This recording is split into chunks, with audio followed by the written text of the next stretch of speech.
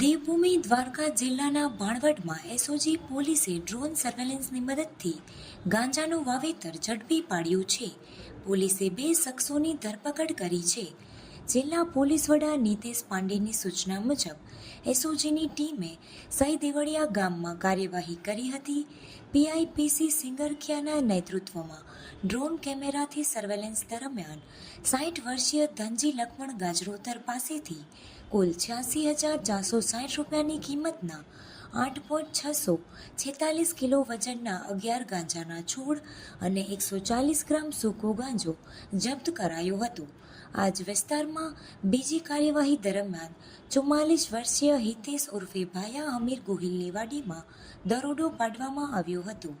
અહીંથી 5,810 રૂપિયાની કિંમતના 581 ગ્રામ વજનના 6 ગાંજાના છોડ અને 80 ગ્રામ સૂકો ગાંજો મળી આવ્યો હતો.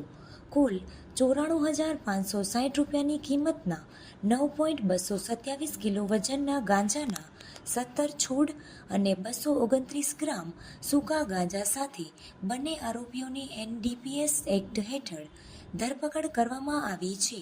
આગળની તપાસ ભાણવડ પોલીસ સ્ટેશનના ઇન્ચાર્જ પીઆઈ પીજે ખાંટ કરી રહ્યા છે.